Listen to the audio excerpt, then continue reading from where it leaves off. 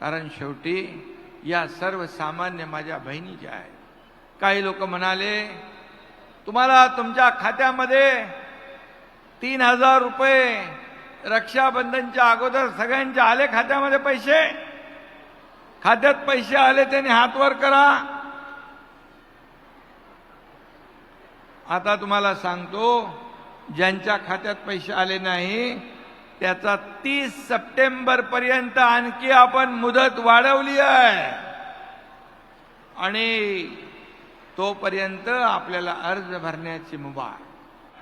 आणि हा महाराष्ट्र माझ्या समोर बसलेल्या तमाम लाडक्या बहिणींचा आहे.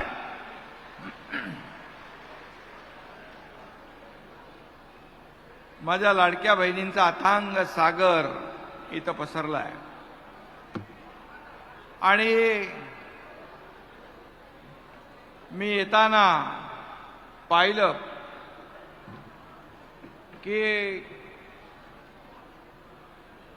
जो उत्साह जे प्रेम माझ्या लाडक्या बहिणींच्या डोळ्यामध्ये पाहत होतो, खरं म्हणजे हा एवढा उत्साह जो आहे हा दिसल्यानंतर आपल्या सरकारने माहेरचा आहेर मुख्यमंत्री माझी लाडकी बहीण योजना यशस्वी झाली, सुपरहिट झाली याचा आनंद मला आहे. खरं म्हणजे दृष्ट लागण्यासारखा सोहळा आज आपण इथे पाहतोय. आज मी आहे, देवेंद्रजी आहेत, अजितदादा आहेत. आम्हा तिघांचाही एकच उद्देश आहे, या लाडक्या बहिणींच्या जीवनामध्ये चांगले दिवस आणणं. कारण शेवटी या सर्वसामान्य माझ्या बहिणीच्या आहेत. काही लोक म्हणाले तुम्हाला तुमच्या खात्यामध्ये 3000 रुपये रक्षाबंधनच्या अगोदर सगळ्यांच्या आले खात्यामध्ये पैसे. खात्यात पैसे आले त्यांनी हात वर करा. आता तुम्हाला सांगतो ज्यांच्या खात्यात पैसे आले नाही त्याचा 30 सप्टेंबर पर्यंत आणखी आपण मुदत वाढवली आहे आणि तोपर्यंत आपल्याला अर्ज भरण्याची मुभा आहे. आम्ही नाही म्हणालो, आम्ही योजना डिक्लेअर केली. तुम्हाला पण विश्वास नव्हता की एवढ्या लवकर पैसे मिळतील, पण पटापट तुमच्या खात्यात पैसे जमा करणार हे सरकार आहे. दिलेला शब्द पाळणारं सरकार आहे. बाळासाहेबांनी सांगितलंय शब्द देताना 10 वेळा नाही 100 वेळा विचार करा. एकदा शब्द दिला की मग तो मागे फिरायचं नाही. आणि म्हणून कमिटमेंट इज कमिटमेंट. एकदा शब्द दिला की तो आम्ही फिरवत नाही. आणि शब्द दिल्यानंतर ते काय कुठंतरी सिनेमात कोणतरी म्हणतो ना, एक बार कमिटमेंट करने के बाद फिर खुद की भी मैं सुनता नहीं. असं हे आपलं सरकार आहे, अशी महायुती आहे. कारण शेवटी आपल्याला एकमेकाला सामोरं जायचं आहे. खोटं बोलून फसवून किती दिवस फसवणार. आणि म्हणून या सर्व योजना ज्या आहेत, वयोश्री योजना आहे, मुख्यमंत्री तीर्थदर्शन योजना आहे, माझ्या ज्येष्ठांच्या खात्यात पण 3000 रुपये येणार. त्यांना मुख्यमंत्री तीर्थदर्शन योजनेमध्ये नोंदणी करा. तानाजीराव, ज्ञानराज, आपल्या भागातल्या लोकांची नोंदणी राहिली असेल तर ती नोंदणी करा. शेवटी मी काही घरांमध्ये गेलो, मुख्यमंत्री लाडकी बहीण कुटुंब भेट योजना, सर्व कार्यकर्त्यांना माझं आवाहन आहे की तुम्ही देखील दररोज 15 ते 20 घरं जा. तिथल्या बहिणींना, भावंडांना, तिथल्या ज्येष्ठांना विचारा सरकारने केलेली सुरू केलेली योजना तुम्हाला मिळाली की नाही. मिळाली नसेल तर त्यांना मार्गदर्शन करा, त्यांना मदत करा.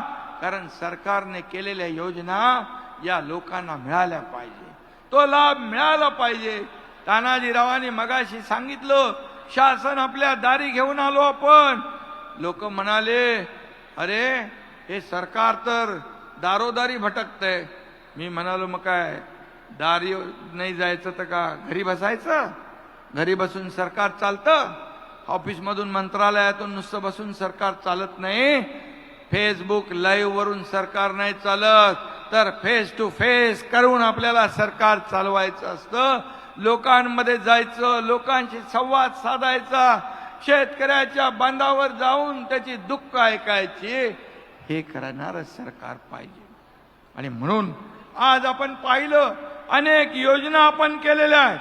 आणि एकदा तुम्हाला एकच सांगतो, विरोधकांना चिंता करण्याचे कारण नाही. आम्ही पैशाची व्यवस्था पूर्ण आर्थिक वर्षाची केली आहे. सर्व योजनांसाठी आम्ही पैसे केलेत पूर्णपणे. या ठिकाणी काही लोक काय म्हणाले योजना बंद होतील, पण जसा धनुष्यातून बाण सुटला की सुटला. मुख्यमंत्र्यांचा हा शब्द आहे. माझा मुख्यमंत्री राहू द्या बाजूला, तुमच्या लाडक्या भावाचा शब्द आहे. जेवढ्या योजना आम्ही सुरू केल्यात, या सर्व योजना कायम सुरू राहणार. हा काळ्या दगडावरचा भगवा भगवी रेग आहे. आणि म्हणून मी आपल्याला या ठिकाणी भेटायला आलोय. काल माझ्याकडे एक प्रणाली बारड नावाची एक बहीण आली होती.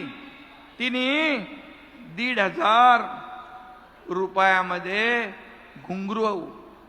घुंगरू कडीचा व्यवसाय केला.